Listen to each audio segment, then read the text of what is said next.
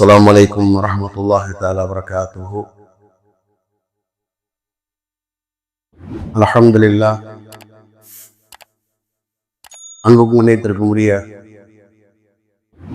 அல்லாஹுவின் நல்லடியார்களே, அருமை சகோதரர்களே, அல்லாஹுடைய அலப்புறம் குரலையினால் நாள்தோறும் சில நல்ல விஷயங்கள் அறிந்து வருகின்றோம். அந்த அடிப்படையிலே நேற்றைய தினம் சொல்லப்பட்ட உபதேசத்திலே வலா தனாபசு பினல் காப், பிறரை மனம் புண்படுத்தக்கூடிய புனை பெயர்களை பட்டப்பெயர்களை சூட்ட வேண்டாம் என்று அல்லாஹ் கூறுகின்ற உபதேசத்தை நாம் அறிந்திருக்கின்றோம். அதே நேரத்திலே பிறருடைய திறமைகளை தனித்தன்மைகளை அவர்களை சந்தோஷப்படுத்தக்கூடிய, அவர்களை ஆர்வப்படுத்தக்கூடிய, ஊக்கப்படுத்தக்கூடிய நல்ல பெயர்களை அவர்களுக்கு சூட்டலாம் என்பதையும் நாம் அறிந்திருக்கின்றோம். அது தொடர்பான இன்னும் சில செய்திகளை ஜும்மாவிலே சொல்வதாக நான் சொன்னேன். ஒரு ஜும்மாவிலே அதை உங்களுக்கு இப்போதே நான் கூறுகின்றேன். ஏனெனில் இன்ஷா அல்லாஹ் நாளைக்கு வெள்ளிக்கிழமை நம்ம சூரத்துல் கஹ்ஃப் ஓதுவோம். அதுக்கு அடுத்த வசனத்தை அல்லாஹ் 3 செய்திகளை கூறுகிறான். இன்ஷா அல்லாஹ் அதை சனிக்கிழமையிலிருந்து தொடராக உங்களுக்கு நான் சொல்கிறேன். அதனால நேற்றைய பயானுடைய தொடரிலே உங்களுக்கு இன்னும் சில செய்திகளை கூறுகிறேன். ஹஜ்ரத் ரசூலுல்லாஹி ஸல்லல்லாஹு அலைஹி வஸல்லம் அவர்கள் தன்னுடைய சஹாபாக்களிடத்திலே இருந்த உயர்ந்த பண்புகளை அவர்கள் சிறப்பித்து புனை பெயர்கள் சொன்னார்கள். அது எவ்வளவு பெரிய மனப்பான்மைகள்! இன்னைக்கு உலகத்துல ஒரு உயர்ந்த நிலையில இருக்கக்கூடியவர்கள் தன்னை விட கீழே இருக்கக்கூடியவருடைய சிறந்த பண்புகளை பாராட்டுவது என்பதெல்லாம் இல்லாத விஷயமாக இருக்குது, கேள்விக்குறியாக இருக்கிறது. ஏன்னா நம்ம பாராட்டினோம்னா அவருக்கு திமிரு வந்துடும், தலக்கணம் வந்துடும் என்பதாக இவர்கள் நினைக்கின்றார்கள். சில நேரங்களில் அது ஏற்பட்டு போகிறது. நம்ம ஒருத்தவங்களை பாராட்டிட்டோம், நம்ம ஒருத்தவங்க பிரியமாயிட்டோம் அப்படின்னா அவங்க என்ன செய்வாங்க, உங்களுக்கு எல்லை மீறி போவதெல்லாம் இருக்கும். அதனால சிரமங்கள் எல்லாம் ஏற்படும். நம்ம எல்லாம் பார்ப்போம். பிள்ளைங்க சொல்லுவோம் இல்லையா, கொஞ்சம் பிரியமா இருந்துட்டா போதும்டா, கொஞ்சம் நம்ம சைலண்டா இருந்துட்டா போதும்டா, நீ ரொம்ப சேட்டவனை ஆரம்பிச்சுடா என்பதாக நாம் என்ன செய்யணும் கூறுகின்றோம். அப்ப இந்த உலகத்தில் இந்த ரெண்டுமே இப்போது இருக்கிறது. ஒன்று, மனம் திறந்து பாராட்டக்கூடிய உயர்ந்த பண்புகளும் பெற்றோர்களுக்கும் பெரியவர்களுக்கும் இருப்பதில்லை.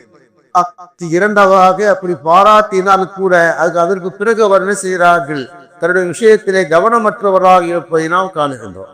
ஆனால் பெருமானார் ஸல்லல்லாஹு அலைஹி வஸல்லம் இந்த 2 விஷயங்களுமே இருந்தது. பெருமானார் அவர்கள் தன்னுடைய தோழர்களுக்கு இருந்த சிறப்பு தன்மைகளை அவர்கள் பாராட்டக்கூடியவர்களாக இருந்தார்கள்.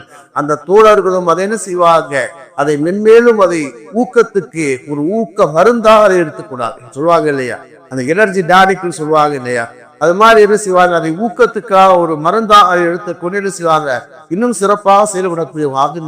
அந்த அடிப்படையில் உங்களுக்கு நேற்று 4 நபர்களை பற்றி நான் சொன்னேன். அது அபூபக்கர் சித்திக் அவர்களை பற்றி சொன்னார்கள். அரஹம் உம்மத்தி பி உம்மத்தி அபூபக்கர், என்னுடைய உம்மத்திலே என்னுடைய உம்மத்தின் மீது அதிகமான அன்புடையவர், எனது உம்மத்திலேயே என்னுடைய உம்மத்தின் மீது அதிகமாக அன்புடையவர்கள், இரக்கமுடையவர்கள் அபூபக்கர் சித்திக் பெருமானார் சொன்னாங்க. அபூபக்கர் சித்திக் அவர் எந்த அளவுக்கு மார்க்கத்துக்கு உதவி செய்தார் என்பதை நாம் அறிந்திருக்கிறோம், மக்களுக்கு உதவி செய்தார் என்பதை நாம் அறிந்திருக்கிறோம். அது மாதிரி இரண்டாவதாக சொல்லுவாங்க,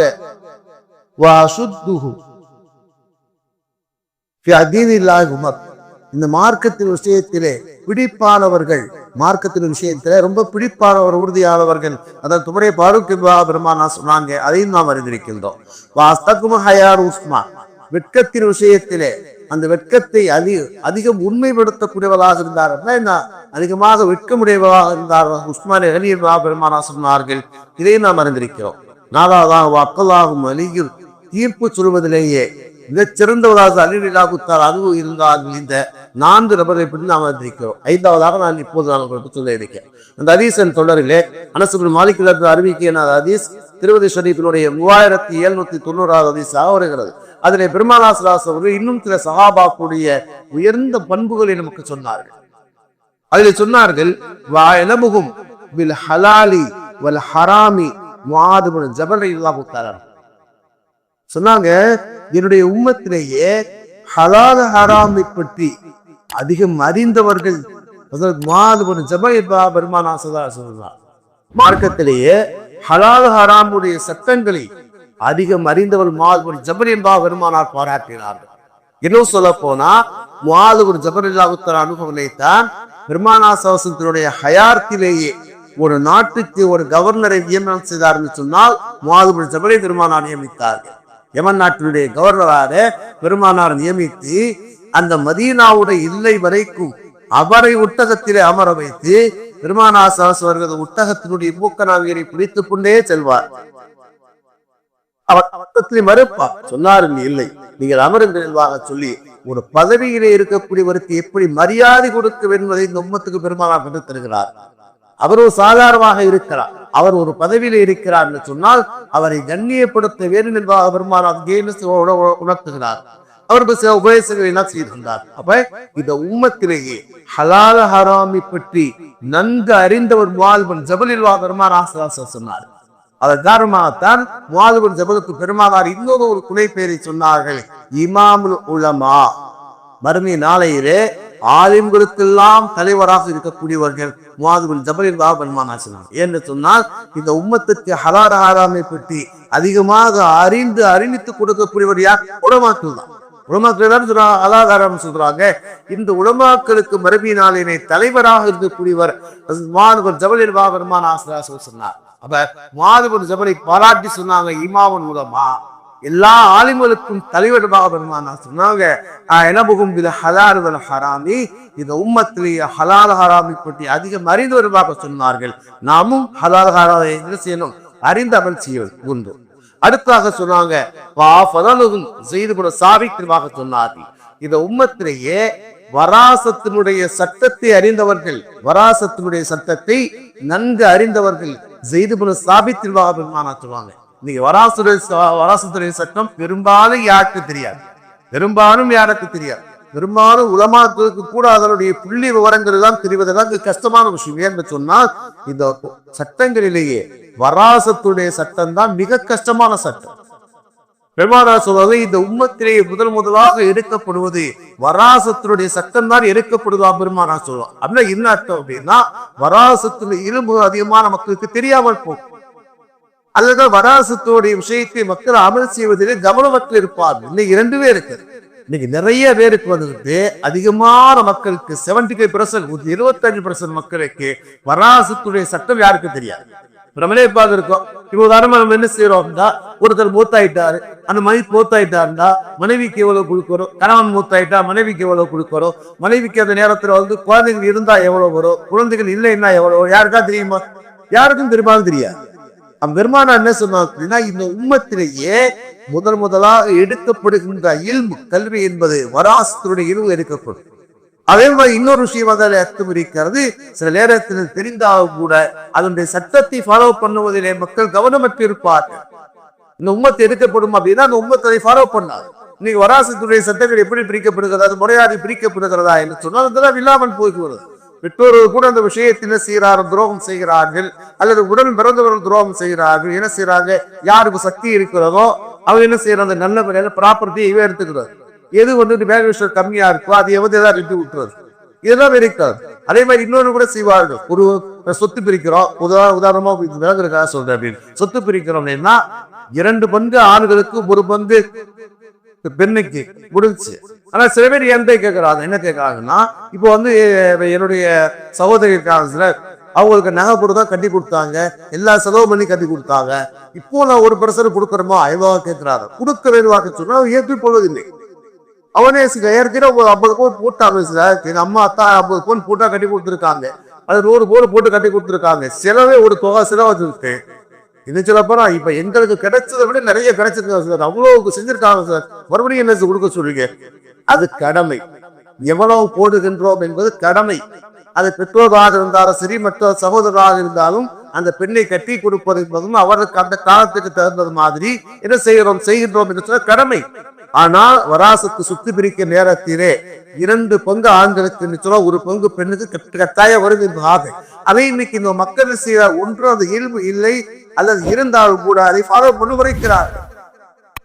தர முடியாது கூறுகிறார். ஏதோ போயிட்டு போகுதுன்னா என்ன செய்வாங்க, இந்த நாய்க்கு 200 போதவாறு போடுகிறார். அப்ப என்ன செய்வாங்க? பெருமானார் சொல்றாங்க, என்னுடைய உம்மத்திலேயே வராசத்தினுடைய சட்டத்தை நன்கு அறிந்தவர் செய்து சாபித்து சொன்னார். ஜெயினோடு சாபித்தவருக்கு இன்னொரு சிறப்பு இருக்கு. என்ன தெரியுமா? அவருடைய 16வது வயதிலேதான் இந்த குர்ஆனை ஒன்று சேர்த்து இந்த உம்மத்திடத்திலே ஒப்படைத்தார். ஏன்னா அபூபக்கர் சித்திக்குடைய ஆட்சி காலத்திலே யமாமா என்ற ஒரு யுத்தம் நடக்கும். அந்த யுத்தத்திலே 70 ஆபீசர் ஷஹீதாகுவார். உமரே காடுதான் சொல்லுவாங்க, ஹலீஃபா அவர்களே குர்ஆனை நான் ஒன்று சேர்க்கிறானே என்று சொன்னா அந்த காலத்துல என்ன செய்வாங்க, பழைய அந்த எலும்புகள் செய்வாங்க, எழுதி வச்சிருப்பார். அப்ப அதையெல்லாம் ஒன்று சேர்க்கிறதாக சொன்னாங்க. அப்ப அபூபக்கர் சித்திக் யோசிப்பாங்க, பெருமானா செய்யாத ஒரு காரியத்தை செய்வதா என்பதா. பிறகு என்ன செய்வாங்க, ஒரு முடிவுக்கு வந்துருவாங்க, குர்ஆனை என்ன செய்ய பல பேர் இருக்குமா இல்லையா, அவங்க எழுதுறாங்க. ஏன்னா காத்தி பிறகு எழுதக்கூடியவங்க 10 பேர் இருந்தான். 10 பேர் ஒவ்வொருத்தவரும் தட்டிலே எழுதப்பட்டிருக்கும். அப்ப இதையெல்லாம் ஒன்று சேர்த்தவர்கள் யார்? ஸைத் இப்னு சாபித் ரலியல்லாஹு அன்ஹு. அப்போது அவருக்கு வயது 16.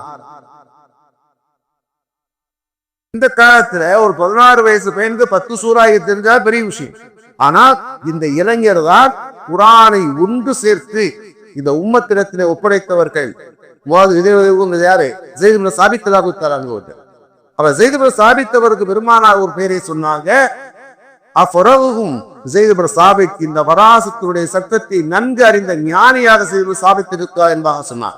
அது மாதிரி அடுத்து சொல்வாங்க, வஅக்ரஹும் உபை, இந்த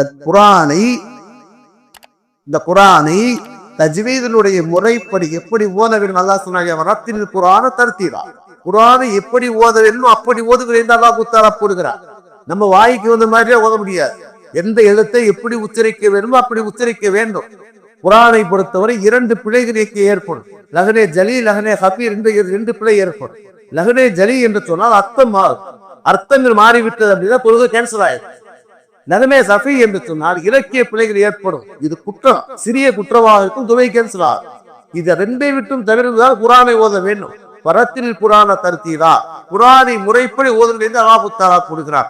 இந்த குர்ஆனை இந்த உலகத்திலே பலர்களும் சிறப்பாக ஓதினாலும் கூட பெருமானார் திருவாங்க, இந்த குர்ஆனை அழகான முறையிலே ஓதக்கூடியவர்கள் உபை இப்னு கஅப் பெருமானார் சொன்னார். உபை இப்னு கஅபை பாராட்டினார்கள். இந்த குர்ஆனை அழகான முறையிலே குர்ஆன் எப்படி அழகப்பட்டதோ அப்படி ஓதுகின்ற ஆற்றல் விடைத்த உபை இப்னு கஅப் பெருமானார் சொல்வார். இன்னொரு சிறப்பு இருக்கிறது தெரியுமா, பெருமானார் உபை இப்னு கஅப் சொன்னாங்க, உபை அவர்களே உமக்கு குர்ஆனை ஓதி காண்பிக்குமாறு அல்லாஹ் எனக்கு உத்தரவிட்டு இருக்கிறார் சொன்னான். உபை இப்னு கஅப் பெருமானாருக்கு அல்லாஹ் உத்தரவிட்டு நீங்க அவர்கிட்ட ஓதி காண்பிங்க. அதை கேட்டவங்க உபை இப்னு கஅப் சொல்லுவாங்க, அப்படின்னு அல்லாஹ்வுடைய தூதரே என்னிடத்திலே ஓதி காண்பிக்க சொன்னானா, அல்லாஹ் என்னிடத்திலே ஓதி காண்பிக்க சொன்னானா? ஆம் என்பார் பெருமானார் சொல்லிவிட்டு சூரத்துல் பையினாவை லம் யகுன் கஃபருன் ரகாயிலே சூரத்துல் பையினாவை பெருமானார் ஓதி காண்பித்தார்கள். அவைதான் இந்த உம்மத்திலேயே குர்ஆனை அழகாக ஓதக்கூடிய ஆற்றல் வைத்தவராக உபை இப்னு கஅப் பெருமானார் சொல்வாங்க. அடுத்த ஹதீஸ்ல சொல்வாங்க, வலிக்குல்லி உம்மத்தின் ஆமீன், ஒவ்வொரு சமுதாயத்திற்கும் ஒவ்வொரு நம்பிக்கைக்குரியவர் இருக்கிறார்.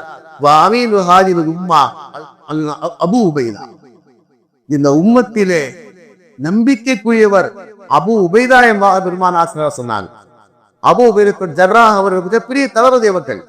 அதை பற்றி பெருமானார் என்ன சொல்றாங்க, அமீனு ஹாதில் உம்மா, இந்த உம்மத்திலே மிக நம்பிக்கைக்குரியவராக பெருமானார் சொல்றாங்க.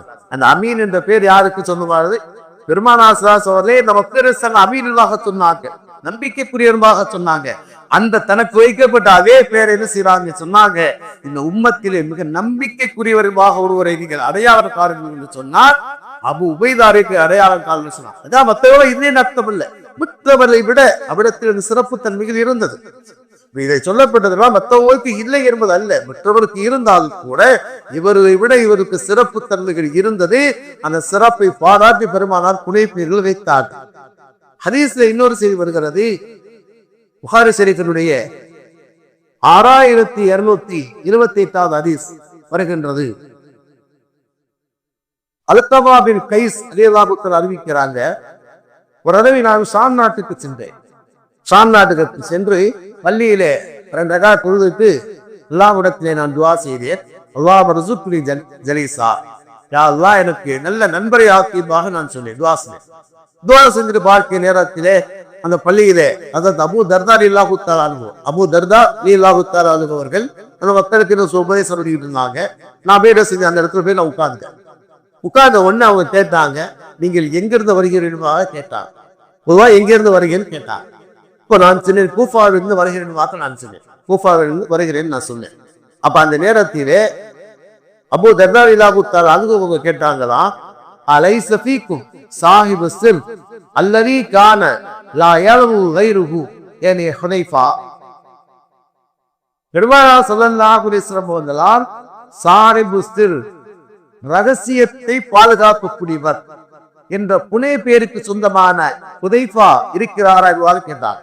ஹுதைஃபத்துல் யமானுக்கு பெருமானார் வைத்த பேர் அதுக்கான துறை சாஹிபு சிர், ரகசியத்தை பாதுகாக்கக்கூடிய ஹுதைஃபத்துல் யமான் அங்க இருக்கிறார்களாக கேட்டார். ஒரு இடத்தில் இருக்கிறார்கள், ஆமில்வாக நான் சென்பாக சொன்னார். அப்ப இந்த இதற்கு ஹுதைஃபத்துல் யமானுக்கு பெருமானார் வைத்த பேர் தெரியுமா? சாஹிபு சிர், ரகசியத்தை பாதுகாக்கக்கூடியவர். இன்னைக்கு ரகசியத்தை பாதுகாக்கிறது என்பது இல்லாத ஒரு விஷயம். இன்னும் சொல்லப்போனா எல்லாத்தையும் நம்ம ரகசியத்தையும் சொல்லவும் கூடாது. அலிநிலாகுத்தர சொல்லுவாங்க இல்லையா, சிம்ருக்க அசீருக்க, உன் ரகசியம் உன்னிடத்திலே இருக்கின்ற வரைக்கும் அது உனக்கு கைதி. இதா குல்த குந்த அசீராகும், நீ அடுத்தவனிடத்திலே சொல்லிவிட்டால் நீ அவனுக்கு கைதியாகி விடுவார். ஏன்னா என்னைக்குதான் போட்டு விட்டுவாங்க. நம்முடைய ரகசியத்தை வெளிப்படுத்தி நம்மை அவமானப்படுத்தி விடலாம், நமக்கு பாதிப்பை ஏற்படுத்தி விடலாம். இன்னைக்கு ரகசியத்தை பாதுகாக்கிறது என்பது ஒரு இல்லாத ஒரு விஷயம். பெருமானார் ஸல்லல்லாஹு அலைஹி வஸல்லம் என்ன செய்தாங்க? தன்னுடைய நாவால், முபாரக்கான நாவால் ஹுதைஃபத்துல் யமானுக்கு பேர் வைத்தார் சாஹிபு சிர் என்பதால். சொல்வார்கள், பெருமானார் அவர்களுக்கு எனக்கு 2 கல்விகளை கற்றுக் கொடுத்திருக்கிறார்கள். ஒரு கல்வியை நான் மக்களுக்கு நான் என்ன செய்தேன்? போதிக்கின்றேன். ஒரு கல்வியை நான் ரகசியமாக வைத்திருக்கிறேன் என்று சொன்னார். பெருமானார் இதை ரகசியமாக சொன்னார் என்பதாக சொன்னார். இந்த உலக அழிவு நேரத்தில் ஏற்படுகின்ற எல்லா விஷயத்தையும் ஹுதைஃபத்துல் யமானுக்கு சொன்னார். அந்த கியாமத்துடைய பாடத்திலே எல்லாம் நீங்க பார்த்தீர்கள் என்று சொன்னார். ஹுதைஃபத்துல் யமானுடைய ரிவாயத்து அதிகமாக இருக்கு, அவதான் சொல்லுவார். இன்னும் சொல்ல போனால் இந்த அந்த காலத்திலே வாழ்ந்த முனாஃபிக்குகளை பற்றியெல்லாம் பெருமானார் ஹுதைஃபத்துல் யமான் சொல்லுவாங்க. வர்றான் பார்த்தீங்களா, இவன் முஸ்லிமுடைய தோட்டத்துல வரான், இவன் முனாஃபிக் ஒன்னார நய வந்தவன் என்பதாக பெருமானார் ரகசியத்தை யார சொல்லுவாங்க? ஹுதைஃபத்துல் யமானிடத்துல சொல்லுவாங்க. அப்பதான் பெருமானார் ஸல்லல்லாஹு அலைஹி வஸல்லம் வஃபாத்துக்கு பிறகு உமரே ஃபாரூக்குடைய ஆட்சி காலத்துல உமரே ஃபாரூக் என்ன செய்வாங்க அப்படின்னா, ஹுதைஃபத்துல் யமான் எந்த ஜனாசாவில் கலந்து கொள்கிறார்களோ அதுலதான் உமரே ஃபாரூக் கலந்து கொள்வாங்க. ஜனாசா வரும் அப்படின்னா ஹுதைஃபா பார்ப்பாங்க. ஹுதைஃபத்துல் யமான் இருந்தாங்கன்னா உமரே ஃபாரூக் பிடிப்பாங்க. ஹுதைஃபத்துல் யமான் முனாஃபிக்குன்னு தெரிஞ்சு அப்படின்னா பிரிச்சு போயிடுவாங்க. அதனால கலந்து கொள்ள மாட்டா, எந்திரிச்சு போயிடுவாங்க. அவங்க போனவங்க உமரே ஃபாரூக் நேசா நகர்ந்து போயிடுவாங்க.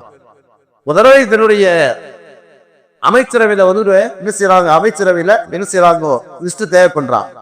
ஆட்சி அமைச்சரை லிஸ்ட் தயார் பண்ணி உங்களுடைய ஃபாரூக் கூட கேட்டாங்க. என்ன சொன்னாங்கடா, இதுல யார் யார் முனாஃபிக் நயவஜர் இருக்காங்க சொல்லுகிறேன்பா. ஹுதைஃபத்துல் யமான் சொல்றாங்க, கலீஃபா அவர்களே, இது பெருமானார் ஸல்லல்லாஹு ரகசியமாக கற்று தந்த ஞானம் உங்களுக்கு நான் சொல்ல முடியாதுன்னு சொல்லுவாங்க. ஹலீஃபாவாக இருந்தாலும் கூட நான் சொல்ல முடியாது என்பதாக சொன்னாங்க. அப்ப உமரே ஃபாரூக் அடுத்து கேட்பாங்க, இதுல யாரும் முனாஃபிக் இருக்கிறானா என்பதா.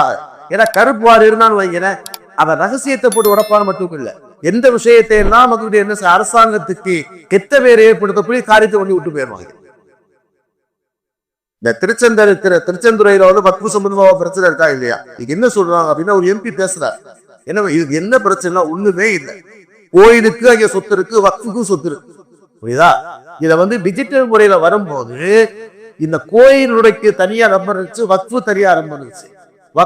கோயிலுடைய நம்பரை பூரா எடுத்து எல்லாத்தையும் வக்ஃபுடைய நம்பர் சேர்த்து ஒரு கருப்பார ஒத்து சேர்த்திருக்கான். சேர்த்ததுனால கடைசியில அந்த ப்ராப்பர்ட்டியை விற்கி போகும்போது இது வக்ஃபுக்கு சொந்தம்னால பிரச்சனையே ஏற்பட்டது. அது எப்படி கோயில் சொத்து வக்ஃபுக்கு போயிருக்கும் என்ற பிரச்சனை ஏற்பட்டது. பிரச்சனை நாம நல்ல வேற தமிழக அரசு சரியாக இருக்கிற பிரச்சனையை தீர்த்துட்டாங்க. இதுக்கு முன்னால முதல்ல டிஜிட்டல் இல்லை இல்லையா, அதோட கண் தெரியாது போது யாரோ பண்ணிதான் கண்டுபிடிச்சதே இருக்குதா. எதுக்கு சொல்றோம் அப்படின்னா, ஒரு இடத்திலே ஒரு கருப்பான உட்கார்ந்துட்டான்னு கேட்டா மிகப்பெரிய பாதிப்பு ஏற்படுத்தி விடுவான். அதனால ஒரே ஃபாரூக் சொன்னாங்க, இந்த லிஸ்ட போட்டு கேட்டாங்க, இந்த முனாஃபிக்கு யாரு இருப்பாங்க கேட்டாங்க, சொல்ல முடியாது. அடுத்து கேட்டாங்கன்னா, இதுல முனாஃபிக் யாராவது இருக்கிறானா என்பதாக. ஒருவர் இருக்கிறார் சொன்னாங்க, ஒருவர் இருக்கிறார், அது யாருதாக நீங்கள் அடையாளம் தெரிஞ்சு சொன்னாங்க. அதுக்கு பிறகு என்ன செய்வாங்க, நடவடிக்கையை கண்டு அவருடைய பதவியிலிருந்து நீக்கிறதா சொல்லுவாங்க. எதுக்கு சொல்ற அப்படின்னா, கலீஃபாவாக இருந்தாலும் கூட ரகசியத்தை சொல்ல இல்லையா. அதனால ஹுதைஃபத்துல் யமான் பெருமானார் சாஹிபு சிர் இருக்காங்க. சரி, அபூதர்தா ரெண்டாவது கேட்கிறாங்க, டைம் ஆச்சு. அபூதர்தா ரெண்டாவது என்ன கேட்கிறாங்க அப்படின்னா, கேட்டாங்க, அலைஸ